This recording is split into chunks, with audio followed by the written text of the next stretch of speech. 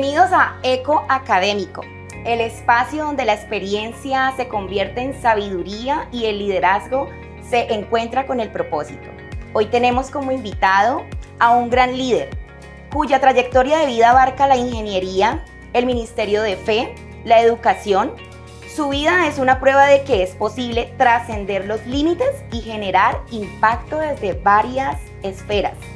Estamos hablando del Dr. John Milton Rodríguez, quien es ingeniero industrial de profesión, cuenta con un diplomado en finanzas, es doctor honoris causa en psicología familiar y posee un magíster en gestión pública de la Universidad de los Andes. Es un privilegio tenerlo en nuestro estudio de grabación. Bienvenido a nuestro podcast Eco Académico. Carolina, muchas gracias. Para mí es el privilegio compartir ese espacio contigo y con todos los que nos van a ver, y espero que sea un tiempo edificante para todos. ¿Cómo era ese niño John Milton en Cali? ¿Qué valores o influencias de su hogar definieron sus primeros años? Bueno, la experiencia de mi cambio de vida, como bien lo dices, pues es un milagro porque no es algo que estuviera agendado por mí realmente. Yo venía, de hecho, de un trasfondo complicado porque ese excelente papá falleció cuando yo tenía 7 años. Realmente él el que me acostaba a dormir, me hablaba de sus libros de existencialismo, de todos los temas gnósticos, una cantidad de cosas que yo no entendía nada, pero él pensaba que era la manera de educarme y era muy cercano a mí, jugaba conmigo, estaba conmigo. Cuando él fallece yo me lleno de mucha inseguridad, de mucho miedo. Casi un año estuve durmiendo debajo de la cama para contarte solamente esa anécdota. Pero luego mi mamá se casa como a los 3 o 4 años con otro señor católico, muy buen hombre.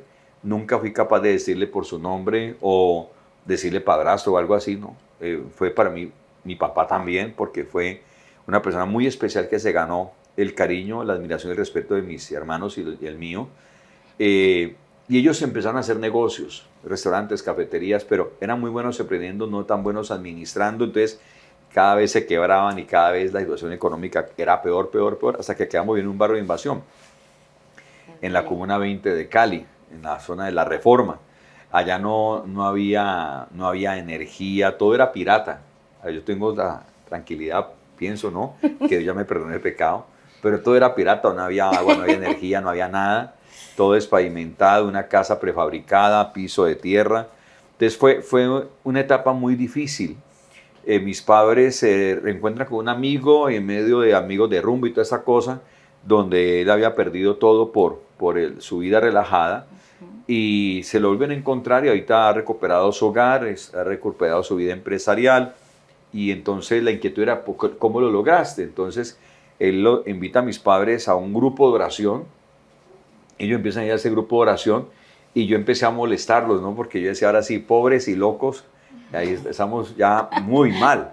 Pero un día me invitaron a una actividad que hicieron en la iglesia. Entonces, no, que un paseo, me dijeron a mí. Era un paseo, entonces me dijeron, van a ir muchachas y van a ver empanadas. Entonces, a la voz de empanadas fue el paseo.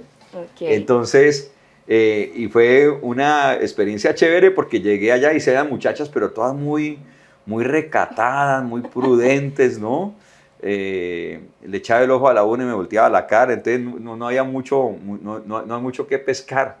Entonces ante eso tocó contentarse con las empanadas. Pero se acercaban sí a hablarme, pero hablarme de Dios. A mí cualquier tema me hubiera gustado, me interesaría, pero menos ese. En ese momento. Pero cuando pasó ese momento, en la noche fuimos a la casa de la persona que nos invitó, el anfitrión. Hizo una tamaleada elegante realmente y puso un cassette. Yo soy de la época del cassette. De pronto algunos que nos van a ver no les tocó el cassette. A mí sí me tocó el cassette, me tocó el long play y el cassette, ¿no? Y entonces escuchamos un cassette de un testimonio de un tipo que había perdido la razón por causa de la droga en México y lo llevaron a un sanatorio, tema de una clínica de salud mental, y el tipo allá, alguien le comparte de Dios y la vida de él cambia completamente y él pues se toma el trabajo de grabar su testimonio y esa vaina se volvió muy famoso en aquella época. Era el testimonio del loco de la celda 8 y el tipo sale de su crisis, de su tema y se volvió una persona muy importante, incluso un gran diplomático mexicano. Eso me tocó muchísimo a mí. Tanto que te Y inspiró. claro, y fue un momento muy especial, tengo que decírtelo, porque cuando la persona que nos invita, que realmente era un pastor, yo no lo sabía, dice, ¿por qué no reflexionamos en esta historia? Cerremos los ojos y pensemos en cómo también nuestras vidas pueden tener nuevas oportunidades. Algo pasó ese momento, él hizo una oración que invitó a que repitiéramos, yo repetí la oración, nunca imaginé yo hacer una bendita oración, mucho menos cerrar los ojos, nada de eso, y en ese momento, de verdad, por fuera de mi propósito, de idea, de vida, fue como si se me cayeran cargas, bultos de cemento en mis espaldas, y empecé a llorar como nunca antes había llorado, y ese día recibí el amor de Jesús, recibí su perdón, y mi vida empezó a cambiar. Tenía 18 años, hace muy poco. Hace muy poco. Sí. Y ahí empezó mi vida a cambiar. Qué bonito, apóstol, qué bonito. Tras esa conversión, ¿cómo identificó el llamado para dedicarse al ministerio de tiempo completo? Y cuéntenos algo, ¿cómo pasó de ser pastor a apóstol? Bueno, me sigo convirtiendo. Uno no, Dios no, Dios sí, no, nunca. Uno huesito duro de roer. Dios que tiene paciencia con uno, que tiene misericordia para ayudarlo a uno a cambiar, a lidiar con uno, con sus pereques, con sus pecados, con sus errores. Y ha sido un proceso ya de 38 años, yo sé que la gente rápidamente suma. Y para mí ha sido una experiencia, la verdad, maravillosa. O sea, yo nunca he visto en Dios nunca Dios me ha desanimado. Uno se desanima por otras cosas, por otra gente, por uno mismo, por lo que uno escucha, por lo que uno ve en una noticia, una red social. Pero la verdad, yo en Dios he encontrado ánimo todo el tiempo. Cuando he estado en momentos de crisis, momentos difíciles, momentos de decepción, he pasado cuadros de depresión en mi vida. Por ejemplo, la vida no es así, ¿no? La vida tiene sus subiditas, pero en sus bajaditas. Y ahí siempre he encontrado la ayuda del Señor, la gracia de Dios. Entonces, a los pocos días de estar yendo a una iglesia cristiana, conocí a la que es mi esposa hoy, ¿no? Hace ya 38 años. Nos enamoramos, nunca le resté la importancia a un bus de transporte urbano. Puede ser tu esposa, apreciado, necesitado, soltero. Pues. Yo encontré a mi esposa en un bus. Ahí la conocí, nos enamoramos, 4 hijos de esa relación. Le picaba un ojo a mi esposa y quedaba en embarazo. Impresionante. Y en ese proceso, cuando mi hijo menor tenía como 1 año y medio y mi hija mayor 8 años, todos pequeños, Dios nos ha hecho cosas muy lindas en nuestras vidas. Mi esposa y yo estudiamos ya estando casados. Ella es diseñadora de moda, es comunicadora social y para poderme entender a mí estudió psicología. Y yo soy... La inspiración. Claro, a estudiar psicología, entonces le tocó. Y yo soy tecnólogo industrial porque era lo que podía pagar en la época. Luego hice ingeniería industrial, en esa época no validaban nada, me toca hacerla de cero también. Y como era nocturna, fueron 6 años de ingeniería industrial. Luego me diplomé, me especialicé en finanzas corporativas. Y en ese proceso, digamos, de conocer la vida empresarial, traje para 3 grupos económicos, empecé lavando y cuidando carros, luego empacando mercados, luego surtiendo frutas y verduras, luego aprendí a hacer pizzas. Eran más las que me comía que las que hacía, pero aprendí. Luego estudié auxiliar de contabilidad, luego jefe de costo, luego director de presupuestos, luego ya fui director de proyectos corporativos y trabajé para Grupo Central Castilla, Grupo Río Paila, Grupo Lloreda S.A., Grupo Mayagüez. Y estando en ese medio empresarial, Dios me habla.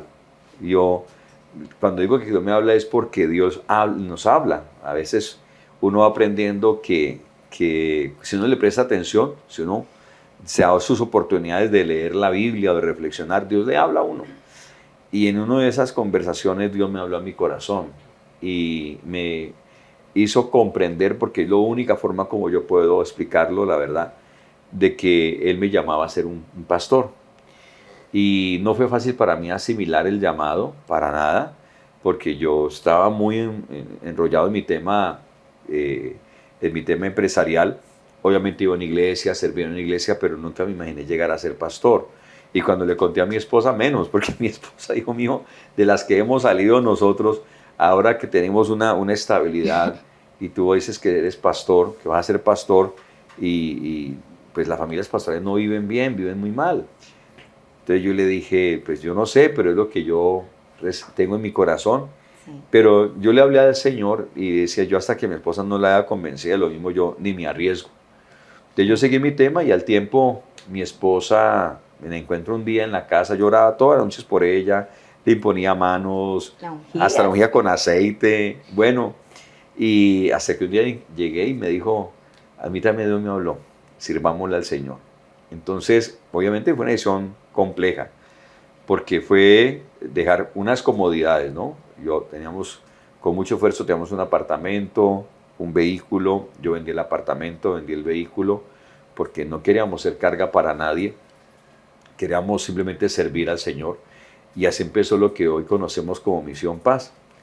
Hasta el día de hoy lo que único que puedo decir es que Dios es real, y que si uno le atina un poquito a escucharlo a Él, uno puede avanzar.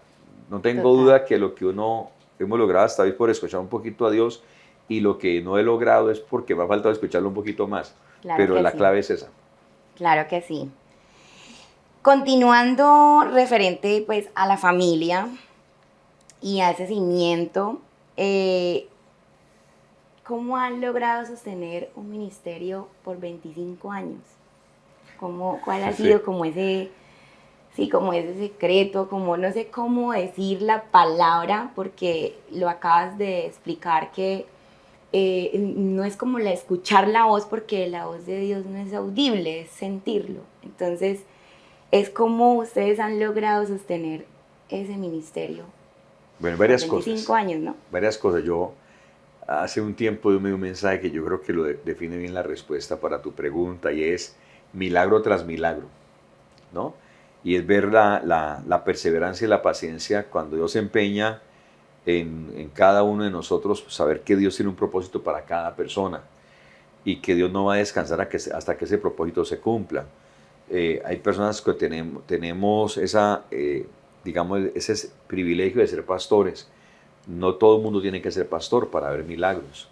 Yo he visto empresarios viendo milagros, estuve en temas de gobierno viendo milagros, he conocido personas que se dedican a la literatura, a la enseñanza, viendo milagros en sus vidas. Pero yo creo que es una asociación de milagros. Pues empezar una iglesia solamente con una palabra, yo me doy una palabra que está en 1 Corintios 4:20, que dice, porque el reino de Dios no consiste en palabras, sino en poder. Pero no es el poder que los hombres se imaginan, es el poder que viene del amor de Dios. Y creo que ese es el sustento de los milagros, es el amor de Él. El amor de Él es muy grande, porque el amor de Él no es jactancioso. El amor todo lo cree, todo lo sufre, todo lo espera, todo lo soporta. O sea, el amor es lo más completo que existe. O sea, si tú te alimentas del amor de Dios, estás equipado para enfrentar cualquier circunstancia que se te presente en la vida, por difícil que sea, porque el amor es integral y el amor tiene todos los elementos necesarios para enfrentar lo que se te atraviese. Creo que muy clave es tener como la libertad de saber de que Dios no te obliga, y Dios te enseña a valorar y agradecer cada pasito que uno da. Entonces, ¿me toca hacer eso? No me toca. O sea, lo hago porque amo, ¿no? No me tocó casarme con mi esposa, no me tocó tener hijos, no me tocó ser pastor, no. Es por amor. Y si lo que tú haces, dejas que sea Dios guiándote en el amor, seguro que puedes avanzar. Cuando yo me casé, no tenía ni anillos para casarme. Yo me casé con el pantalón de bachillerato, ¿sí?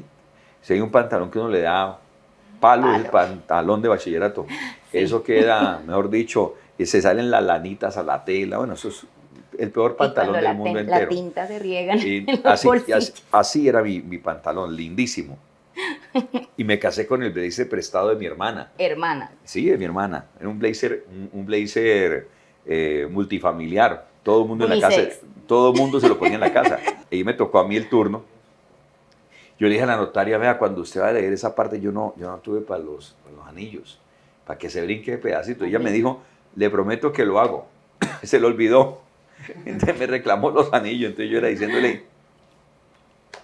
Y fue una experiencia de saber, desde el matrimonio, de ver mis hijos, de ver la iglesia, es que Dios lo va haciendo. Yo no puedo definirte muy detalladamente las cosas, pero sí puedo decirte la experiencia, y la experiencia de que por encima de ti está Dios. Y Él lo va haciendo. Él va convocando lo que tu vida va necesitando. Él no te va a abrir todas las puertas. Él te va a abrir las puertas que tú necesitas. Porque una de las expectativas que generan mucha frustración, y me generaban frustración a mí, era pensar que todas las puertas tenían que abrirse, que yo tenía que caerle bien a todas las personas, que todo el mundo debía tener una buena opinión de uno. Y por mucho tiempo, aun ya siendo cristiano y aun siendo pastor, viví momentos de tristeza y angustia y de dolor por eso. Y Dios me enseñó que no era así. Dios me enseñó que a algunas personas les caerás bien, a otras no, que algunas puertas se te van a abrir, otras no. Pero lo cierto es que las personas que Dios necesita y las puertas que Dios necesita que se te abran para que el propósito tuyo se cumpla, se van a dar. Y eso ha traído mucha paz a mi corazón en estos años, y ver milagros como todo lo que uno empieza a ver, no solamente en la iglesia, sino en los proyectos, en todos los temas que se han ido desarrollando. Claro que sí. Y creo que en lo que acabas de decir, lo más importante es el amor. Sí. El amor que Dios tiene para con nosotros, porque aún con nuestras imperfecciones, Él sigue incondicionalmente ahí para ser Él el encargado de abrir las puertas, que si Él las abre, nadie las va a cierra. cerrar, es verdad. Entonces, aquí pasamos a un tema del gobierno. ¿Qué lo motivó personalmente a participar en el Senado y posteriormente en la presidencia, apóstol? Bueno, yo creo que es la misma línea. Eso fue muy interesante, ¿sabes? Porque todo empezó porque empezamos a ver cómo el Estado, después del año 2010, 2012, el Estado empieza a volverse, a entrometerse en la vida de las personas. Entonces, a entrometerse con los niños, a entrometerse con la vida, a definirle a la gente cosas que son naturales, a interrumpir el flujo natural de las cosas, a legalizar cosas dañinas. Entonces, no solamente lo he experimentado yo, creo que mucha gente ha experimentado unas expectativas, unas aspiraciones del Estado que se mete con la gente. El Estado no debe meterse con la gente, el Estado debe servir a las personas. Y creo que eso lo puedo resumir así. Y puedo ver, por ejemplo, cuando se empezó a meter con el tema de legalizar las drogas, con el tema de legalizar el aborto, con el tema de familia es cualquier cosa, persona es cualquier cosa, y empezó a cosificar el concepto del ser humano, a volverlo un concepto, una idea, una expectativa, y abandonar la realidad y la evidencia. Eso fue chocante y sigue siendo chocante para mí, porque no es sol. Si yo quiero que no, yo no soy, no es un sol, yo percibo que luna. Entonces cuando empezó todo a volverse muy al lado de la idea, de la expectativa, y abandonar la historia, los hechos, la evidencia, las realidades, wow, eso fue tenaz. Entonces empezamos a enfrentar este tipo de batallas que son batallas culturales realmente, sin pensar nunca en gobierno. Nunca yo puedo decirte que yo escribí un cuaderno. Yo escucho gente que dice, yo soñaba con ser senador, yo soñaba con ser presidente. Yo nunca soñaba con nada de eso. De hecho, siendo pastor y la iglesia empezó a crecer, nos llamaban políticos. No, que por qué no se mete en esto, en lo otro. Nunca me llamó la atención. Entonces yo termino involucrado en el tema, o cómo se puede involucrar, bueno, empezamos a luchar en contra del aborto. Entonces hablar porque ¿dónde tomaban esa decisión? No, que en el Congreso, pues vámonos para allá. Yo no sabía que era un congresista, no sabía nada de eso, pero lo que yo sabía, junto con otros amigos pastores, es dónde toman las decisiones. Yo no sabía ni dónde estaba parado en eso. Que hay que hablar con ese señor, que hay que hablar con ese otro. Yo no me ponía a pensar mucho, yo me ponía a hablar con la persona y le decía, mira, es que nosotros defendemos esta causa, ustedes, ¿por qué se quieren meter en esto?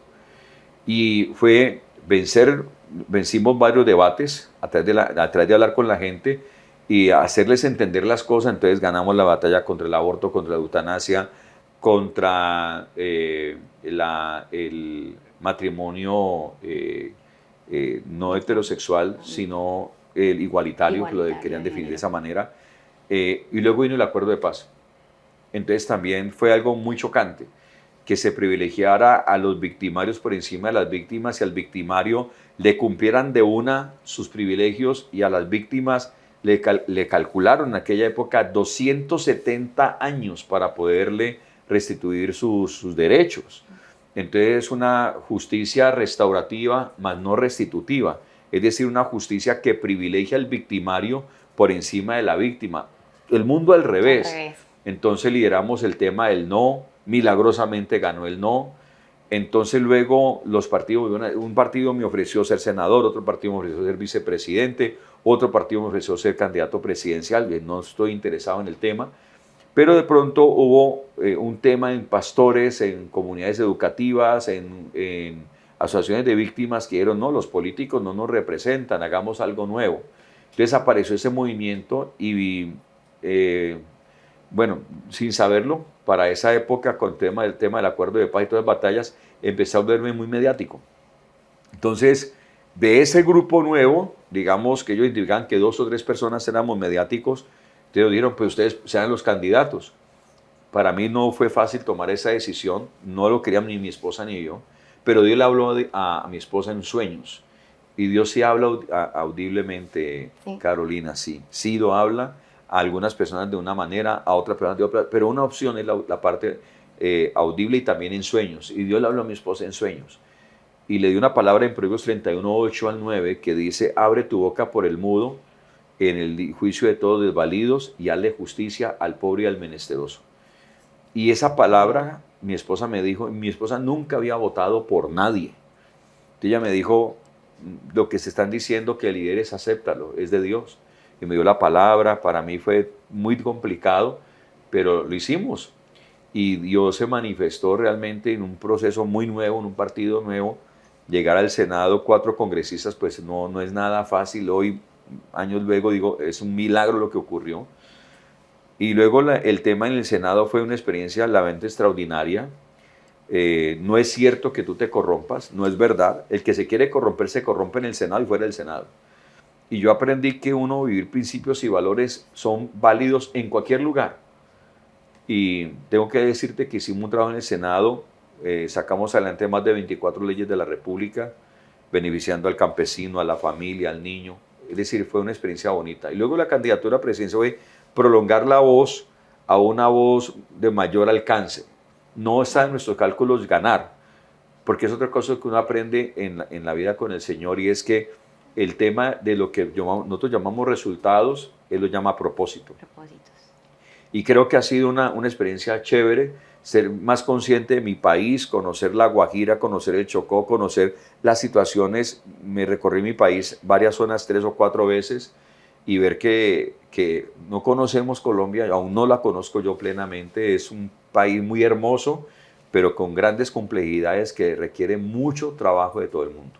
Bueno, apóstol, usted fue uno de los fundadores de nuestra universidad Unimisión Paz. Digo nuestra porque soy actualmente estudiante de comunicación social.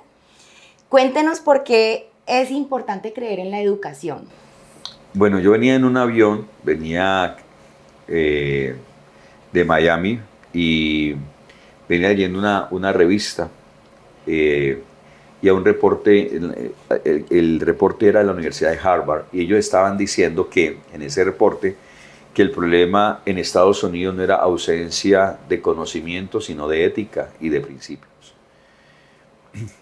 Y algo pasó con mi vida en ese viaje, porque cuando yo aterricé dije, deberíamos de levantar una universidad con principios y con valores. Y ahí empezó el tema del concepto de la universidad. Yo le conté a mi esposa, y empezamos a hablar con personas que conocían del tema, y empezamos a contratar asesorías, a juntar amigos, a juntar personas, y apareció la universidad. Más allá de la educación, creo en la formación, y creo en la formación en principios y en valores.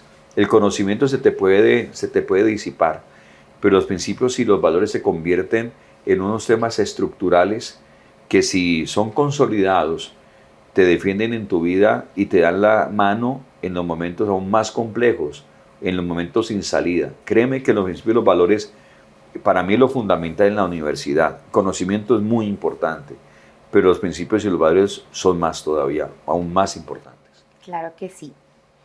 ¿Y cómo se integra la visión espiritual y los valores cristianos en la formación académica y profesional que ofrece nuestra universidad? Hablar de integridad creo que es una palabra que resume bien el concepto de esa relación. La integridad hace que la persona sea coherente entre lo que piensa, entre lo que sabe y lo que hace. Y creo que para Unimisión Paz, la clave, o para nosotros la clave es esa. No queremos solamente personas que sepan mucho, sino personas que sus vidas muestren coherencia. Creemos en una educación pertinente, en una educación que sea contextualizada. Creemos que no es sencillo, no es fácil jamás los temas, pero poco a poco y paso a paso vamos levantando un proyecto que espero que se consolide en el Centro Internacional de Desarrollo Social, y que después de pandemia la cosa no fue tan sencilla. La pandemia casi que acabó la universidad, casi acabó la iglesia, casi acabó la fundación, y después de la pandemia fue reiniciar de las cosas prácticamente otra vez de ceros, y aún nos estamos recuperando, aún falta mucho por hacer, pero lo cierto del asunto es que sabemos que hay una visión, y que en la medida en que seamos fieles a esa visión, Dios va a proveer de todo lo demás. Claro que sí, apóstol. Y para terminar, un solo consejo que pudieras darle a la audiencia que nos ve a través de nuestras redes sociales, @Unimisión Paz. Date la oportunidad de ser amado. Date la oportunidad de conocer la persona que más te va a amar en toda la tierra durante toda tu vida, en tus momentos buenos y no tan buenos, en tus momentos de gloria y en tus momentos de vergüenza. Ese se llama Jesucristo. Y yo quiero animarte, que Dios se revele a tu corazón, y cuando Dios lo haga, no lo dejes pasar, porque estoy seguro que las cosas van a ser diferentes. Y en el momento en que tú me digas, como soy pastor, sin oro no me siento bien. Necesito, orar es algo maravilloso para mí. Cuando tú me digas, claro que sí, puedo hacer una oración. Claro que sí, apóstol. Pues para mí ha sido un gran privilegio tenerlo acá en nuestro estudio de Eco Academy, el podcast, y no hay como que decir, me tomo el tiempo para eso, no, ya. Estoy es lo importante para mí agradecido contigo, Carolina, agradecido con Unimisión Paz, con el programa de comunicación social, y animarle a seguir adelante. Hay que soñar en grande, creer en grande, confiar en grande, y saber que Dios nos va a ayudar a seguir adelante. Hoy yo quiero resumir y decir gracias a Dios porque se adquirió un terreno de 130,000 metros cuadrados milagrosamente para la iglesia, la universidad, la fundación. Y le reitero, es milagro tras milagro. Cada cosa aquí ha sido muy batallada. Cada cosa ha sido muy batallada, y seguimos batallando. Y por eso, si me permite hacer una muy breve oración. Claro que sí. Y si todos los amigos que nos siguen en las redes sociales quisieran acompañarme en esta oración. Es una oración de fe. Es una oración donde tú y yo podemos reconciliarnos con Dios, porque todos hemos pecado. Y todos sabemos que los pecados son algo que nos destruye, nos hace mucho daño y afecta a gente que amamos mucho. Y el único antídoto para vencer esa situación, esa condición de pecado, se llama el amor de Jesús. Y yo te invito a que hoy recibas a Jesús en tu corazón para que tu vida sea cambiada para siempre. Así que, como desees hacerlo, si deseas cerrar tus ojos y donde tú estés, ahora si estás manejando no vas a cerrar los ojos, pero si puedes cerrar tus ojos y hacer esta oración conmigo, estoy seguro que así como me pasó a mí hace 38 años, Dios se podrá revelar a tu vida de manera extraordinaria. Así que te invito a que hagamos juntos esta oración. Señor Jesús, Señor Jesús, en esta tarde en esta te tarde abro la puerta de mi corazón te abro la puerta de mi corazón y te recibo y te recibo como mi Señor como mi Señor y Salvador personal. y Salvador personal. Te pido perdón Te pido perdón por todos mis pecados, por todos mis me pecados. arrepiento de ellos Me arrepiento de y ellos. te pido, Señor, Y te pido, Señor, que hagas de mí que hagas de mí la persona la persona que tú quieres que tú quieres que yo sea. que yo sea. Recibo tu amor, Recibo tu tu amor, perdón tu perdón y el regalo y el regalo de la vida eterna. de la vida eterna. En el nombre de Jesús. En el nombre de Jesús. Amén. Amén. Muchísimas gracias, Karina. Muchas gracias a Gracias. todos. Que Dios me los bendiga grandemente. Misión Paz, Corporación Universitaria. De estudiante a empresario.